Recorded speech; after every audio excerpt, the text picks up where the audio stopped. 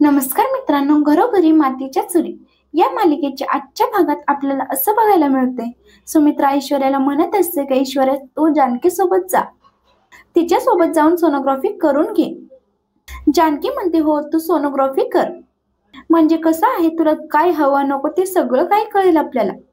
सुमित्रा म्हणते, जानकी आजच हिला डॉक्टरांकडे घेऊन जा. ऐश्वर्या सोनोग्राफीचं नाव ऐकून घाबरते. ऐश्वर्या म्हणते, ओ गॉड, आता मीच अडकत चालले या सगळ्यामध्ये.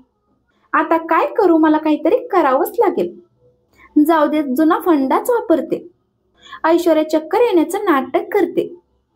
जानकी, सुमित्रा, अवंतिका तिला सावरतात. जानकी विचारते, त्रास होतोय का तुला? ऐश्वर्या म्हणते, चक्कर येते. ऋषिकेश म्हणतो, जानकी, अवंतिका, ऐश्वर्याला रूम मध्ये घेऊन जा, दमली असेल ना ती. जानकी, अवंतिका, सुमित्रा ऐश्वर्याला तिच्या रूम मध्ये घेऊन जातात आणि तिला बेडवर बसवतात. सुमित्रा विचारते, ऐश्वर्या, जरा बरं वाटतंय का? ऐश्वर्या म्हणते, हो आई, जरा बरं वाटतंय मला. पण आई, मला अशी अचानक चक्कर कशी काय आली असेल? जानकी मनात म्हणते, ही ऐश्वर्या किती नाटकं करते. पण आई, हिच्यावरती विश्वास का ठेवतायत? जानकी ऐश्वर्याला म्हणते, ऐश्वर्या, तू प्रेग्नेंट आहेस आणि प्रेग्नेन्सी मध्ये असे चक्कर येणं एकदम नॉर्मल आहे. सुमित्रा म्हणते, ऐश्वर्या, तब्येतीला जपायचं, आता खाण्यापिण्याकडे लक्ष द्यायचं. सुमित्रा जानकीला म्हणते, जानकी, जा आणि ऐश्वर्यासाठी ज्यूस घेऊन ये. ऐश्वर्या म्हणते, नको आई, उगीच माझ्यासाठी कशाला तिला कष्ट. सुमित्रा म्हणते, कष्ट कसले कष्ट? आणेल जानकी, जा जानकी, ज्यूस घेऊन ये. आणि हो अवंतिका, जानकी हिच्याशी नीट वागा जरा. घरामध्ये दोन दोन जावा असताना हिला एकटं वाटतंच तरी कसं? जरा ऐश्वर्याचा विचार करा. बिचारीचा नवरा गेलाय, ती प्रेग्नेंट आहे, तिच्या खाण्यापिण्याकडे लक्ष द्या जरा. आणि हे सगळं काही मी तुम्हाला सांगायला हवं का? जानकी म्हणते, आई, तुम्ही काहीच काळजी करू नका, मी आहे ना, मी ऐश्वर्याकडे नीट लक्ष देईन, आम्ही तिला नीट चांगलं सांभाळू. मी आजच डॉक्टरांची अपॉइंटमेंट घेते. ऐश्वर्या घाबरते. ऐश्वर्या म्हणते, नको नको डॉक्टर, नको. सुमित्रा म्हणते, का नको? ऐश्वर्या, तुझ्या प्रेग्नेन्सी मध्ये मला कुठल्याही प्रकारचा अडथळा नकोय. ऐश्वर्या म्हणते, आई, माझ्या ओळखीचे एक डॉक्टर आहेत, त्यांच्याकडे माझं चेकअप होऊ देत. जानकी म्हणते, नको नको, तसल्या कुठल्याही डॉक्टरकडे जाऊ नकोस. अगं, मी ज्या डॉक्टरकडे जायचे ना, त्या डॉक्टरकडे जाऊ आपण. ऐश्वर्या, आजच आपण डॉक्टर जोशींकडे जाऊ आणि त्यांच्याकडे चेकअप करून घेऊ. सुमित्रा म्हणते, हो चालेल. ऐश्वर्या म्हणते, नको आई, अहो मी कम्फर्टेबल नाहीये, माझ्या ओळखीच्या डॉक्टरांकडे जाऊ. अवंतिका म्हणते, काय तुला डॉक्टर जोशींकडे जायचं नाहीये? हे बघ ऐश्वर्या, फालतू कारण देऊ नकोस. ऐश्वर्या भडकते आणि ऐश्वर्या म्हणते, प्रेग्नेंट मी आहेस का तू आहे? आणि तू कशाला मध्ये मध्ये बोलतीयस? जानकी म्हणते, ऐश्वर्या, किती रागराग करतीयस तू? अगं आई, होणार आहेस ना, इतका राग बाळासाठी चांगला नाहीये. ऐश्वर्या म्हणते, आई, माझ्या ओळखीचे डॉक्टर आहेत, त्यांच्याकडे मी जाईन. जानकी म्हणते, इतकं का हट्ट करतेस तू? ऐश्वर्या म्हणते, जानकी, तुझं काय चाललंय, तू का इतका हट्ट करतेस? तुझा विश्वास नाहीये का माझ्यावर? ऐश्वर्या सुमित्राला म्हणते, आई, मी सांगते ना, ते हे आहे, या घरात माझ्यावरती कुणाचाच विश्वास नाहीये. सुमित्रा म्हणते, बस बस पुरे. आणि जानकी, तिला तिच्या डॉक्टर मैत्रिणीकडे जायचंय ना, मग जाऊ देत ना. आणि तुम्ही बघत काय बसलायत दोघी? जा, हिच्यासाठी काहीतरी खायला घेऊन या, ज्यूस घेऊन या. अवंतिका, जानकी तिथून निघून जातात. सुमित्रा ऐश्वर्या जवळच बसलेली असते. जानकी मनात म्हणते, आता तर माझी पूर्ण खात्रीच पटली. सारंग भाऊजी आणि आईंमध्ये काहीच बोलणं झालेलं नाहीये. आई तर ऐश्वर्याच्या पूर्णपणे जाळ्यात अडकल्यात. आई तर हिच्याच बाजूने बोलतायत. अवंतिका, जानकी, ऋषिकेश आणि सौमित्रकडे येतात. जानकी म्हणते, मला तर आता खात्रीच पटली, आईंचं आणि सारंग भाऊजींचं काहीच बोलणं झालेलं नाहीये. त्यांची भेट झाली असती तर आई आता आमच्याशी खूप वेगळं वागल्या असत्या. आता आम्ही आईंकडे होतो आणि आई तिच्याच बाजूने बोलत होत्या. तिच्या सगळ्या नाटकांवरती आई ब्लाइंडली विश्वास ठेवतायत. ऋषिकेश म्हणतो, ती फक्त सिंपती गेन करते, बाकी काहीच नाही करते. जानकी म्हणते, त्या ऐश्वर्याने आईंना पूर्णपणे जाळ्यात ओढले. आता आई आपल्यावरती कधीच विश्वास ठेवणार नाही का? सौमित्र म्हणतो, असा कसा विश्वास ठेवणार नाही? मी आत्ता जातो आणि आईशी बोलतो. ऋषिकेश म्हणतो, अरे थांब जरा, सारंग जर आईशी बोलला असता तर आपल्याला बोलायची गरजच पडली नसती. त्यात हा सारंग कुठे गेलाय काही कळतच नाही. सौमित्र म्हणतो, थांब दादा मी फोन लावतो. सौमित्र सारंगला फोन लावतो, पण सारंगचा फोन काही लागत नाही. सगळ्यांचं टेन्शन खूप वाढतं. जानकी म्हणते, ऋषिकेश ती ऐश्वर्या तिच्या ओळखीच्या डॉक्टरांकडे जाणार आहे, म्हणजे ती मोठा काहीतरी डाव रचत असणार आहे. ऋषिकेश म्हणतो, ती मागचं सगळं काही विसरली वाटतं. मी तिला धमकावलं होतं ते सगळं काही विसरली वाटतं. आता तिला वेगळ्या पद्धतीने ताळ्यावरती आणावं लागेल. आता तिला मी माझ्या पद्धतीने धडा शिकवतो. तर इकडे सारंग पोलीस चौकीत येतो. पावसामुळे तो भिजलेला असतो, त्याचा मोबाईलही ओला झालेला असतो. सारंग विचार करतो की दादा वहिनी सगळे आपल्याला इथे भेटणार होते, पण इथे का नाही भेटले. आता मी दादा वहिनींना कसं काय सांगू की काय झालंय ते. हा फोन पण पाण्यात पडला. काय करू मी आता, कसं सांगू. तर इकडे ऐश्वर्या आपल्या रूम मध्ये असते. ऐश्वर्या मनात म्हणते, सोनोग्राफी चेकअप सगळं काही मी माझ्या बाजूने वळवलंय, पण ती जानकी गप्प बसणाऱ्यातली नाहीये. मला माहिती ती सगळं काही मुद्दामून करते. ऐश्वर्या विचार करत असते आणि ऋषिकेश तिच्या रूम मध्ये येतो. ऐश्वर्या खूप घाबरते. ऐश्वर्या विचारते की तुम्ही इथे काय करताय. ऋषिकेश म्हणतो, तुझी नाटकं बंद करायला आलोय. म्हटलं तुला आधी विचारून घ्यावं की तुझी नाटकं कधी बंद होणार आहेत ते. ऐश्वर्या म्हणते, दादा काय बोलताय. ऋषिकेश म्हणतो, ऐश्वर्या तुला मी आता एकट्यात बोलतोय. नशीब समज आई नानांसमोर तुझी ही नाटकं उघड केलेली नाहीयेत. आता मला खरं खरं सांग, प्रॉपर्टीचे पेपर्स कुठे ठेवलेत तू. ऐश्वर्या म्हणते, काय बोलताय तुम्ही, मला काहीच कळत नाहीये. माझ्याकडे कसं काय प्रॉपर्टीचे पेपर्स असतील. अहो दादा, माझ्या या अवस्थेचा तरी विचार करा. एकतर मी हेल्पलेस आहे, सारंग गेलेत. ऋषिकेश ऐश्वर्याला म्हणतो, ऐश्वर्या तुझी ही सगळी नाटकं बंद करायची. तुझी ही सगळी नाटकं आई समोर चालतील, माझ्या समोर नाही चालणार. आणि काय ग, माझ्या आईचा गैरफायदा घेतेस तू. तुला लाज वाटत नाही का हे सगळं काही करताना. ऐश्वर्या हे सगळं काही माझ्या समोर चालणार नाही या. मी तुला शेवटची वॉर्निंग देतोय. मला प्रॉपर्टीचे पेपर्स हवेत, तेही पुढच्या 24 तासांमध्ये. जर पुढच्या 24 तासात माझ्या हातात तो प्रॉपर्टीचे पेपर्स दिले नाहीत तर तू आहे आणि मी आहे. ऋषिकेश ऐश्वर्याला धमकावून तिथून निघून जातो. ऐश्वर्या आपला मोबाईल काढते आणि ऐश्वर्याने ऋषिकेशचा आवाज रेकॉर्ड केलेला असतो. ऐश्वर्या म्हणते, संधीचं सोनं कसं करायचं ते माझ्याकडून शिकून घ्यावं. तर रात्रीच्या जेवणासाठी सगळे खाली जमलेले असतात. सुमित्रा म्हणते, जानकी जेवणासाठी एकत्र बसणार आहोत आता. पण ऐश्वर्याचं काय. अगं ऐश्वर्याला प्रत्येक गोष्टीसाठी खाली वर करायला लावू नकोस. तिची अवस्था बघ जरा. तिचं जेवणाचं ताट वरच देत जा. ऐश्वर्या तिथे येते. ऐश्वर्या म्हणते, आई त्याची काहीच गरज नाहीये आणि तुम्ही जानकीला नका सांगू माझी काळजी घ्यायला. या सगळ्यांना फक्त एका गोष्टीची काळजी आहे आणि ती म्हणजे प्रॉपर्टीचे पेपर्स. यांना फक्त माझ्याकडून प्रॉपर्टीचे पेपर्स हवेत, बाकी काहीच नकोय. जानकी म्हणते, ऐश्वर्या काय बोलतेस तू हे. ऐश्वर्या म्हणते, जानकी अगं बस कर. माझ्या समोर एक, आईंसमोर एक, हे वागणं बंद कर जरा. आणि तुम्हाला काय विचारतेस, तुझ्या नवऱ्याने तुला काही सांगितलं नाही का. विचार तुझ्या नवऱ्याला. ऋषिकेश दादा माझ्या रूम मध्ये येऊन मला धमकावत होते. यांना सारंगच्या वाटणीची प्रॉपर्टी हवीये.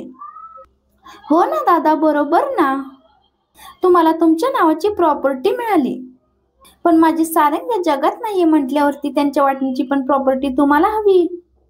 आणि त्यासाठी तुम्ही मला धमकायला आला होतात ना. बोला ना. तुम्ही म्हणाला होतात ना प्रॉपर्टीचे पेपर्स लवकर दे, 24 तासाच्या आत दे, नाहीतर तू आहेस आणि मी आहेस. सुमित्राला ते ऐकून धक्का बसतो. सुमित्रा म्हणते, ऋषिकेश हे काय चाललंय, हे काय बोलते ही. ऋषिकेश म्हणतो, आई हिच्या बोलण्यावरती कुठे विश्वास ठेवतेस, ही खोटं बोलते. ऐश्वर्या म्हणते, मला माहिती होतं तुम्ही हे असंच पलटणार, म्हणून मी पुरावा घेऊन आले. आणि आई आता तुम्ही जे काही ऐकाल ना त्यानंतर ऋषिकेशचा खरा चेहरा तुमच्या समोर येईल. ऐश्वर्या सगळ्यांना ती रेकॉर्डिंग ऐकवते. सुमित्रा म्हणते, ऋषिकेश हे सगळं काय चाललंय. ऋषिकेश म्हणतो, आई प्लीज माझं ऐकून घे. सुमित्रा म्हणते, ऐश्वर्या बरं झाला मला ऐकवलंस तू, नाहीतर मी तुझ्यावर कधीच विश्वास ठेवला नसता. ऐश्वर्या म्हणते, आई ऐकलंच ना तुम्ही, ऋषिकेश दादा हे असं वागतात माझ्यासोबत आणि असं बोलतात सुद्धा. आणि हे आज असं पहिल्यांदा नाही झालेलं आहे. जेव्हापासून सारंग गेलेत ना या जगातून, तेव्हापासून हे असंच सुरू आहे.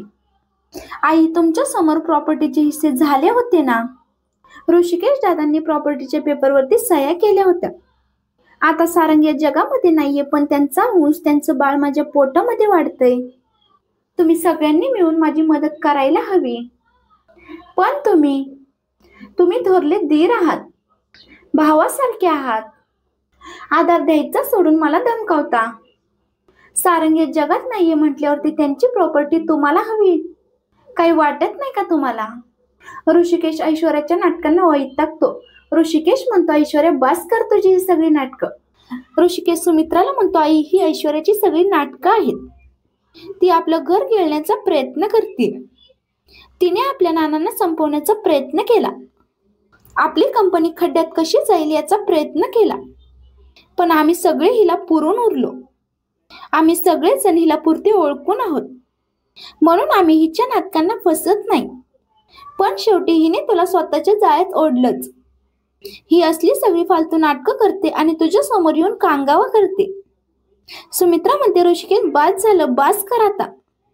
आतापर्यंत मला वाटत होतं की ही जानकीच ऐश्वर्याच्या विरोधात आहे, पण तू पण जानकीची बाजू घेऊनच बोलतोयस. अरे किती कडवटपणा भरलाय तुमच्या सगळ्यांच्या मनात हिच्याबद्दल. नाना म्हणतात, सुमित्रा अगं तुला काय झालंय? अगं स्वतःच्या लेकरांचा विचार करायचा सोडून तू या ऐश्वर्याची बाजू घेतेस. ऐश्वर्या जरा काही तुला बोलली तर तू लगेच तिची बाजू घेतेस, तिच्या बाजूने होऊन जातेस. तुझं शहाणपण काही विकून खाल्लंयस का तू? सुमित्रा म्हणते, इथे शहाणपणाचा विचार येतोच कुठे? आपल्याला ऐश्वर्याने पुरावा दाखवलाय. अहो त्या रेकॉर्डिंग मध्ये ऋषिकेश कसा बोलत होता ते नाही कळलं का? ही जानकी बेलवर सुटून आली. आजही घराबाहेर गेलं ना तर बायका मला टोमणे मारतात. का हो, तुमच्या सोन्याने खरंच तिच्या आईचा खून केलाय का? या जानकीने मला कुठेच तोंड दाखवायला जागा ठेवली नाही. आणि तुम्ही सगळे या ऐश्वर्याला ओरडता. तुम्ही सगळेच जण ऐश्वर्याला दोष देताय. प्रॉपर्टी सगळ्यांच्या मालकीची होती, सगळ्यांच्या वाटणीची होती, ती सगळ्यांना मिळाली. त्यामुळे ऐश्वर्याला कोणी दोष दिला ना तर मी ते अजिबात ऐकून घेणार नाही. गाठ माझ्याशी आहे. सुमित्राचं बोलणं ऐकून सगळ्यांनाच धक्का बसतो. सुमित्रा ऐश्वर्याला म्हणते, ऐश्वर्या चल, तू दमली असशील ना, चल वर जाऊन आराम कर. सुमित्रा ऐश्वर्याला वरती तिच्या रूम मध्ये घेऊन जाते.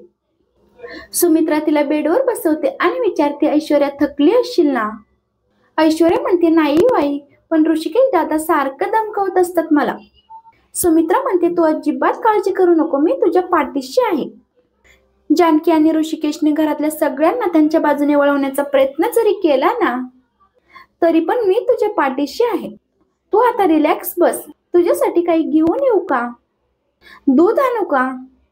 ऐश्वर्या मनात म्हणते, जानकी मला शह देण्यासाठी तुम्ही हे सगळं काही करत होतात, पण आता तू स्वतःच तोंडावर पडलीस ना.